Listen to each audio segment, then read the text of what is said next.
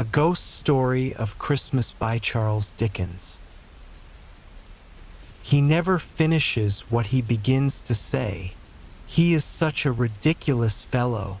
Scrooge's nephew reveled in another laugh, and as it was impossible to keep the infection off, though the plump sister tried hard to do it with aromatic vinegar, his example was unanimously followed. "I was only going to say," said Scrooge's nephew, "that the consequence of his taking a dislike to us and not making merry with us is, as I think, that he loses some pleasant moments which could do him no harm. I am sure he loses pleasanter companions than he can find in his own thoughts, either in his moldy old office or his dusty chambers. I mean to give him the same chance every year, whether he likes it or not, for I pity him. He may rail at Christmas till he dies, but he can't help thinking better of it. I defy him. If he finds me going there in good temper year after year and saying, 'Uncle Scrooge, how are you?' if it only puts him in the vein to leave his poor clerk £50, that's something, and I think I shook him yesterday." It was their turn to laugh now at the notion of his shaking Scrooge.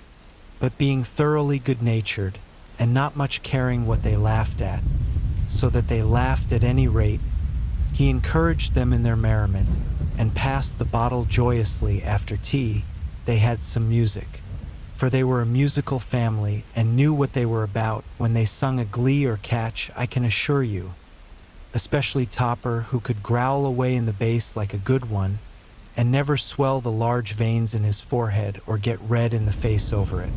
Scrooge's niece played well upon the harp, and played among other tunes a simple little air, a mere nothing.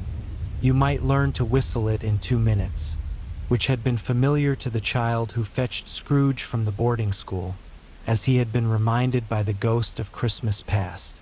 When this strain of music sounded, all the things that Ghost had shown him came upon his mind. He softened more and more, and thought that if he could have listened to it often years ago, he might have cultivated the kindnesses of life for his own happiness with his own hands, without resorting to the sexton's spade that buried Jacob Marley. But they didn't devote the whole evening to music. After a while they played at forfeits. For it is good to be children sometimes, and never better than at Christmas, when its mighty founder was a child himself. Stop! There was first a game at blind man's buff. Of course there was. And I no more believe Topper was really blind than I believe he had eyes in his boots. My opinion is that it was a done thing between him and Scrooge's nephew, and that the ghost of Christmas present knew it. The way he went after that plump sister in the lace tucker was an outrage on the credulity of human nature. Knocking down the fire irons, tumbling over the chairs, bumping against the piano, smothering himself among the curtains. Wherever she went, there went he. He always knew where the plump sister was. He wouldn't catch anybody else. If you had fallen up against him, as some of them did, on purpose, he would have made a feint of endeavoring to seize you, which would have been an affront to your understanding, and would instantly have sidled off in the direction of the plump sister. She often cried out that it wasn't fair, and it really was not. But when at last he caught her, when, in spite of all her silken rustlings and her rapid flutterings past him, he got her into a corner whence there was no escape, then his conduct was the most execrable. For his pretending not to know her, his pretending that it was necessary to touch her headdress, and further to assure himself of her identity by pressing a certain ring upon her finger and a certain chain about her neck, was vile, monstrous. No doubt she told him her opinion of it, when, another blind man being in office, they were so very confidential together. Behind the curtains, Scrooge's niece was not one of the blind man's buff party, but was made comfortable with a large chair and a footstool in a snug corner where the ghost and Scrooge were close behind her. But she joined in the forfeits, and loved her love to admiration with all the letters of the alphabet. Likewise at the game of how, when, and where, she was very great, and to the secret joy of Scrooge's nephew, beat her sisters hollow, though they were sharp girls too, as Topper could have told you.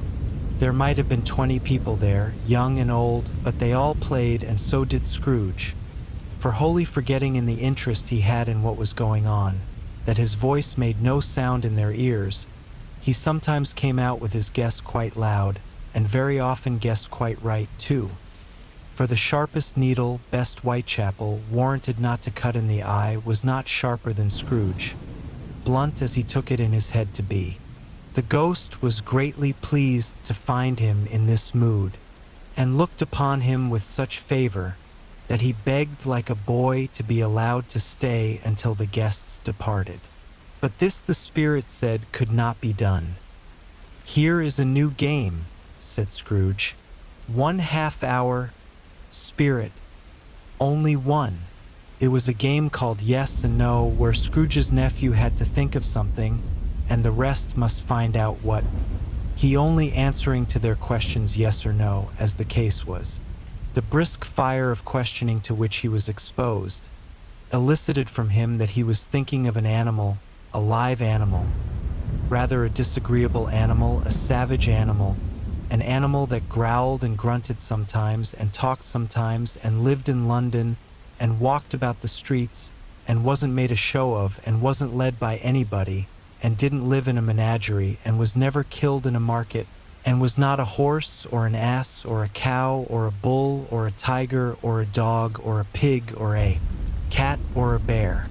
At every fresh question that was put to him, this nephew burst into a fresh roar of laughter, and was so inexpressibly tickled that he was obliged to get up off the sofa and stamp. At last the plump sister, falling into a similar state, cried out, "I have found it out. I know what it is, Fred. I know what it is."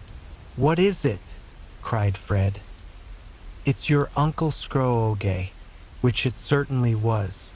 Admiration was the universal sentiment, though some objected that the reply to "Is it a bear?" ought to have been yes, inasmuch as an answer in the negative was sufficient to have diverted their thoughts from Mr. Scrooge, supposing they had ever had any tendency that way. "He has given us plenty of merriment, I am sure," said Fred, "and it would be ungrateful not to drink his health. Here is a glass of mulled wine ready to our hand at the moment, and I say, Uncle Scrooge!" "Well, Uncle Scrooge," they cried, "a Merry Christmas and a Happy New Year to the old man, whatever he is," said Scrooge's nephew. "He wouldn't take it from me, but may he have it nevertheless." Uncle Scrooge. Uncle Scrooge had imperceptibly become so gay and light of heart that he would have pledged the unconscious company in return, and thanked them in an inaudible speech if the ghost had given him time. But the whole scene passed off in the breath of the last word spoken by his nephew, and he and the spirit were again upon their travels. Much they saw, and far they went, and many homes they visited, but always with a happy end. The spirit stood beside sick beds, and they were cheerful. On foreign lands, and they were close at home. By struggling men, and they were patient in their greater hope. By poverty, and it was rich. In almshouse, hospital, and jail, in misery's every refuge, where vain man in his little brief authority had not made fast the door, and barred the spirit out, he left his blessing, and taught Scrooge his precepts that it was a long night, if it were only a night. But Scrooge had his doubts of this, because the Christmas holidays appeared to be condensed into the space of time they passed together. It was strange, too, that while Scrooge remained unaltered in his outward form, the ghost grew older, clearly older. Scrooge had observed this change, but never spoke of it until they left a children's 12th night party, when, looking at the spirit as they stood together in an open place, he noticed that its hair was gray, Are spirits' lives so short? Asked Scrooge. My life upon this globe is very brief, replied the ghost. It ends tonight. Tonight, cried Scrooge. Tonight at midnight.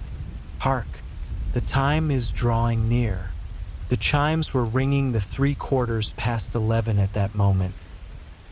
Forgive me if I am not justified in what I ask, said Scrooge, looking intently at the spirit's robe. But I see something strange and not belonging to yourself protruding from your skirts. Is it a foot or a claw? It might be a claw, for the flesh there is upon it, was the spirit's sorrowful reply. Look here. From the foldings of its robe it brought 2 children. Wretched, abject, frightful, hideous, miserable. They knelt down at its feet and clung upon the outside of its garment. Oh, man, look here. Look, look, down here, exclaimed the ghost. They were a boy and girl, yellow, meager, ragged, scowling, wolfish, but prostrate, too, in their humility, where graceful youth should have filled their features out and touched them with its freshest tints. A stale and shriveled hand, like that of age, had pinched and twisted them and pulled them into shreds. Where angels might have sat enthroned, devils lurked and glared out menacing. No change, no degradation, no perversion of humanity, in any grade, through all the mysteries of wonderful creation, has monsters half so horrible and dread. Scrooge started back, appalled. Having them shown to him in this way, he tried to say they were fine children, but the words choked themselves, rather than be parties to a lie of such enormous magnitude. Spirit, are they yours? Scrooge could say no more. They are man's, said the spirit, looking down upon them, and they cling to me, appealing from their fathers. This boy is ignorance. This girl is want. Beware them both and all of their degree, but most of all beware this boy. For on his brow I see that written which is doom, unless the writing be erased. Deny it, cried the spirit, stretching out its hand towards the city. Slander those who tell it ye. Admit it for your factious purposes, and make it worse. And bide the end. Have they no refuge or resource? Cried Scrooge. Are there no prisons? Said the spirit, turning on him for the last time with his own words. Are there no workhouses? The bell struck 12. Scrooge looked about him for the ghost, and saw it not. As the last stroke ceased to vibrate, he remembered the prediction of old Jacob Marley, and lifting up his eyes, beheld a solemn phantom, draped and hooded, coming like a mist along the ground. Towards him, the phantom slowly, gravely, silently approached. When it came near him, Scrooge bent down upon his knee. For in the very air through which the spirit moved it seemed to scatter gloom and mystery. That it was shrouded in a deep black garment, which concealed its head, its face, its form, and left nothing of it visible save one outstretched hand. But for this it would have been difficult to detach its figure from the night, and separate it from the darkness by which it was surrounded. That he felt that it was tall and stately when it came beside him, and that its mysterious presence filled him with a solemn dread. He knew no more, for the spirit neither spoke nor moved. I am in the presence of the ghost of Christmas yet to come, said Scrooge. The spirit answered not, but pointed onward with its hand. You are about to show me shadows of the things that have not happened, but will happen in the time before us, Scrooge pursued. Is that so, spirit? The upper portion of the garment was contracted for an instant in its folds, as if the spirit had inclined its head. That was the only answer he received. although well used to ghostly company by this time. Scrooge feared the silent shape so much that his legs trembled beneath him, and he found that he could hardly stand when he prepared to follow it.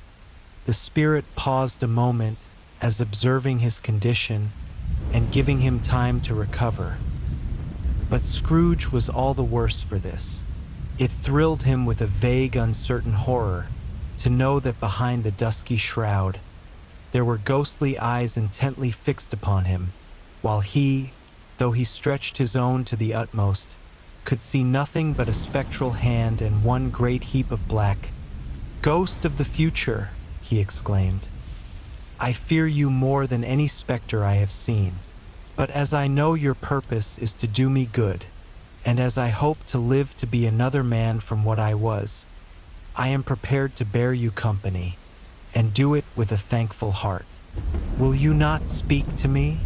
He gave him no reply. The hand was pointed straight before them. "Lead on," said Scrooge. "Lead on. The night is waning fast, and it is precious time to me, I know. Let on, spirit." The phantom moved away as it had come towards him. Scrooge followed in the shadow of its dress, which bore him up, he thought, and carried him along. They scarcely seemed to enter the city, for the city rather seemed to spring up about them and encompass them of its own act. But there they were in the heart of it, on change amongst the merchants, who hurried up and down and chinked the money in their pockets, and conversed in groups, and looked at their watches, and trifled thoughtfully with their great gold seals. And so forth, as Scrooge had seen them often, the spirit stopped beside one little knot of businessmen. Observing that the hand was pointed to them, Scrooge advanced to listen to their talk. "No," said a great fat man with a monstrous chin. "I don't know much about it either way. I only know he's dead." "When did he die?" inquired another. "Last night, I believe." "Why, what was the matter with him?" asked a third, taking a vast quantity of snuff out of a very large snuff box. "I thought he'd never die." "God knows," said the first with a yawn. "What has he done with his money?"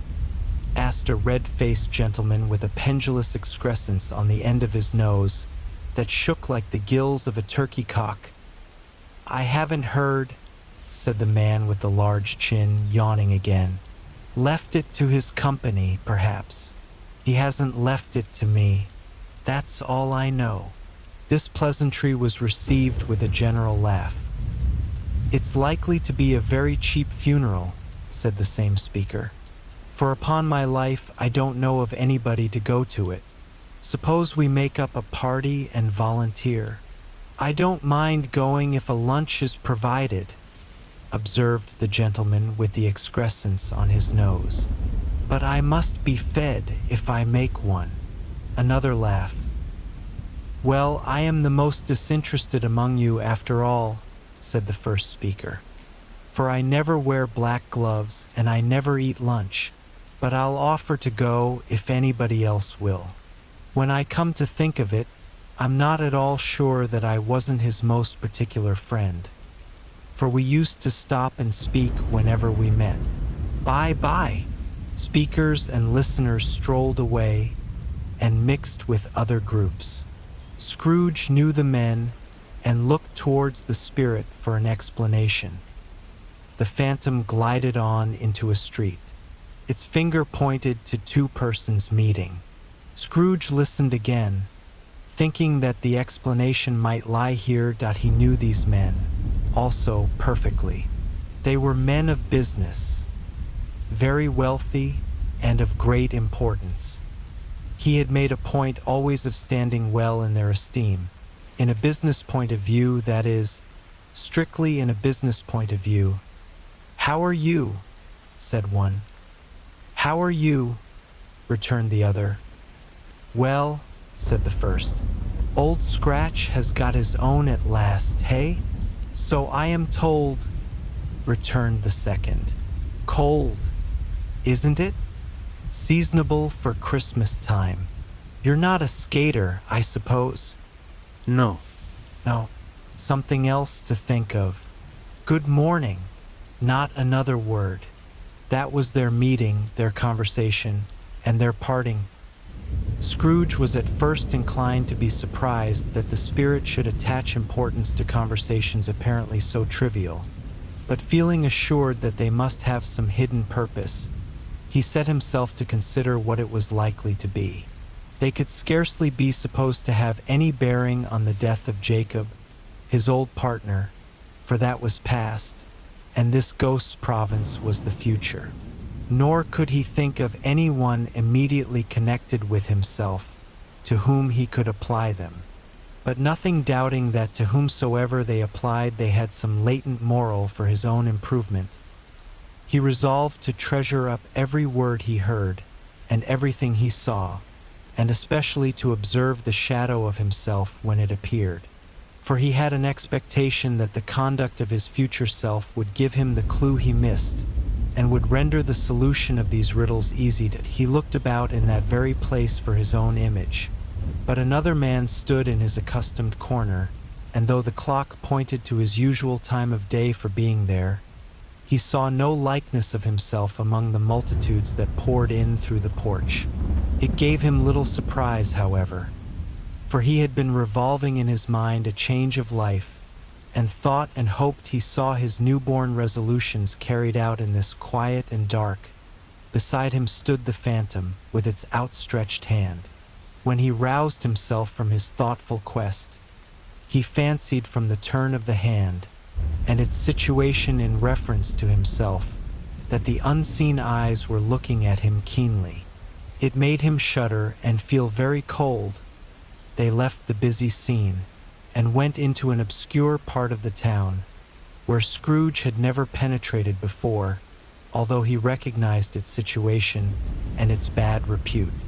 The ways were foul and narrow, the shops and houses wretched, the people half-naked, drunken, slipshod, ugly. Alleys and archways, like so many cesspools, disgorged their offenses of smell and dirt and life upon the straggling streets, and the whole quarter reeked with crime, with filth and misery. Far in this den of infamous resort, there was a low-browed, beetling shop below a penthouse roof, where iron, old rags, bottles, bones, and greasy offal were bought. Upon the floor within were piled up heaps of rusty keys, nails, chains, hinges, files, scales, weights, and refuse iron of all kinds. Secrets that few would like to scrutinize were bred and hidden in mountains of unseemly rags, masses of corrupted fat, and sepulchres of bones. Sitting in among the wares he dealt in, by a charcoal stove made of old bricks, was a gray-haired rascal nearly 70 years of age, who had screened himself from the cold air without by a fussy curtaining of miscellaneous tatters hung upon a line, and smoked his pipe in all the luxury of calm retirement. Scrooge and the phantom came into the presence of this man, just as a woman with a heavy bundle slunk into the shop. But she had scarcely entered when another woman, similarly laden, came in too, and she was closely followed by a man in faded black, who was no less startled by the sight of them than they had been upon the recognition of each other. After a short period of blank astonishment, in which the old man with the pipe had joined them, they all three burst into a laugh.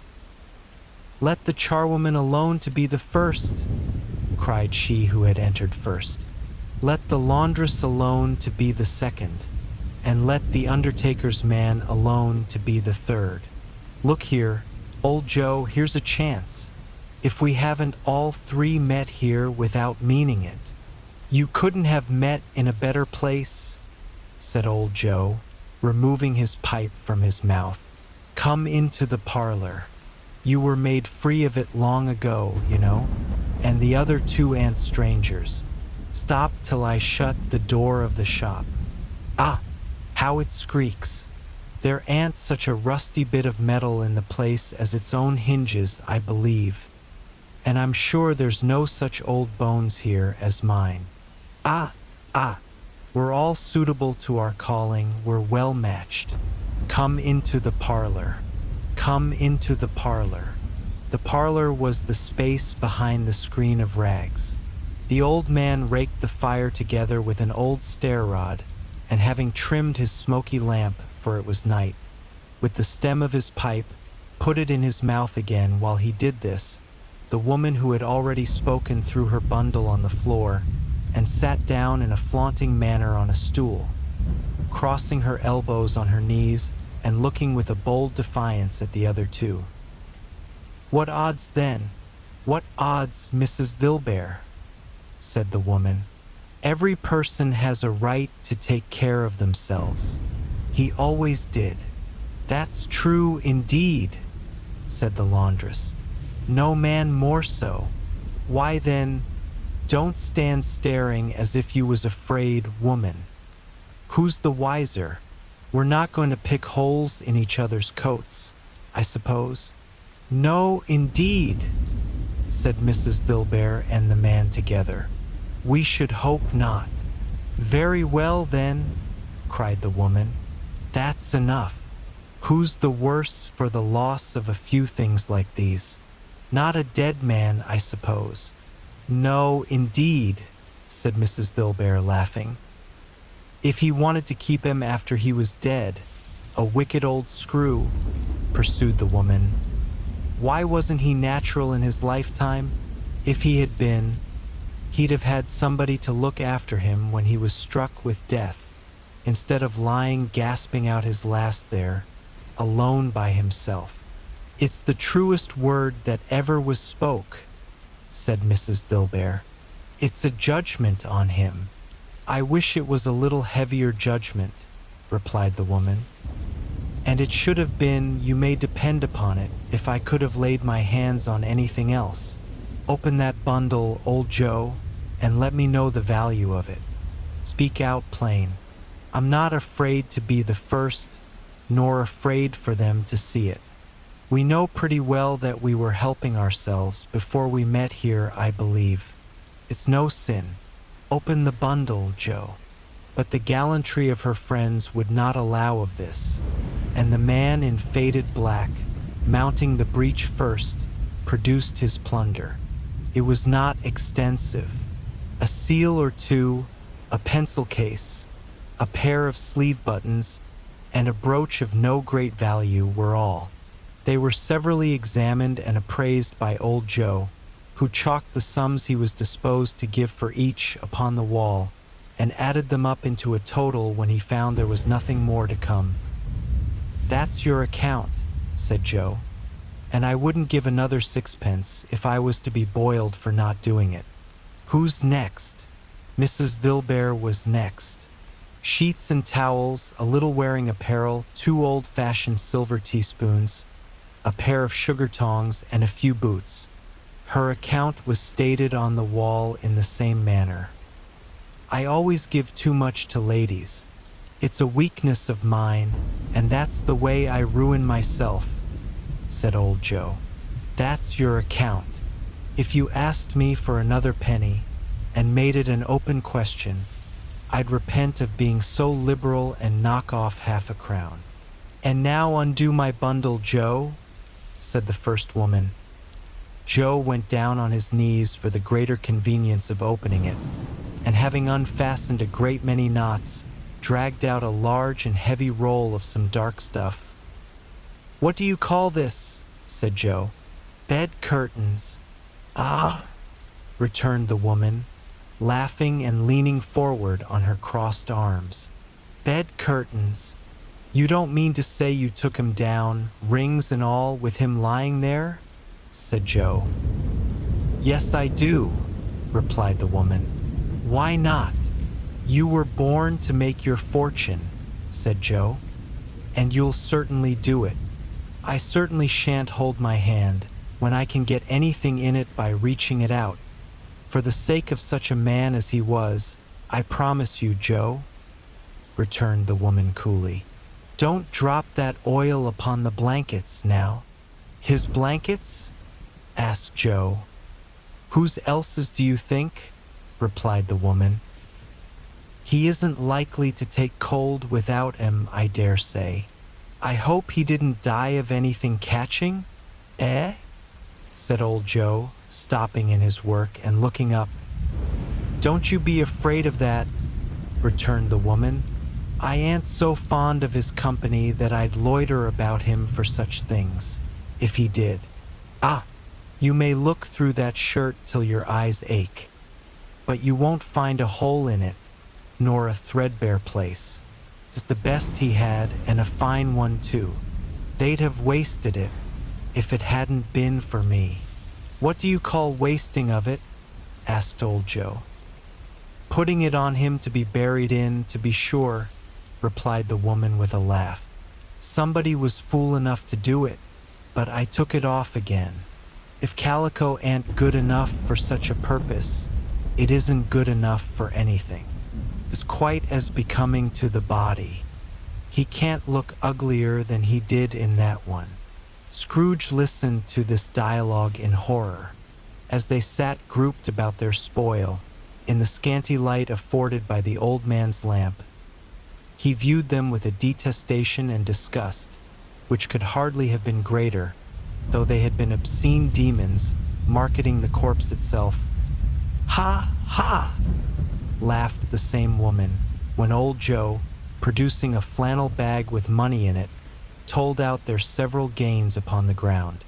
This is the end of it, you see.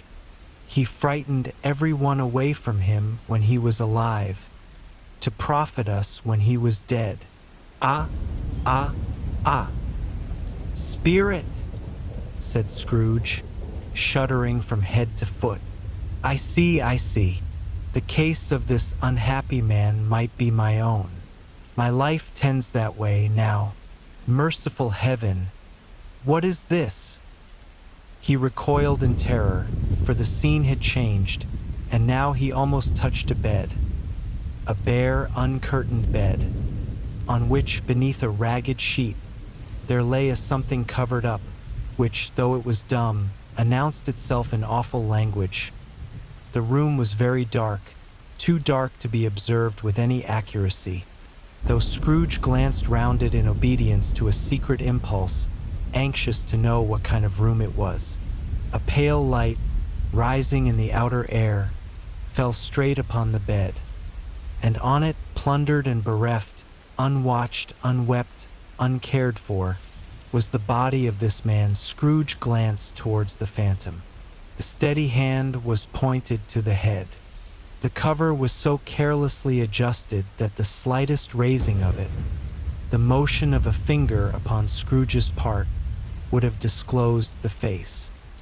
He thought of it, felt how easy it would be to do, and longed to do it, but had no more power to withdraw the veil than to dismiss the spectre at his side, that, O cold, cold, rigid, dreadful death, set up thine altar here, and dress it with such terrors as thou hast at thy command. For this is thy dominion, but of the loved, revered, and honored head. Thou canst not turn one hair to thy dread purposes, or make one feature odious. It is not that the hand is heavy and will fall down when released. It is not that the heart and pulse are still, but that the hand was open, generous, and true, the heart brave, warm, and tender, and the pulse a man's. Strike, shadow strike, and see his good deeds springing from the wound, to sow the world with life immortal. No voice pronounced these words in Scrooge's ears, and yet he heard them when he looked upon the bed. He thought, if this man could be raised up now, what would be his foremost thoughts? Avarice, hard-dealing, griping cares?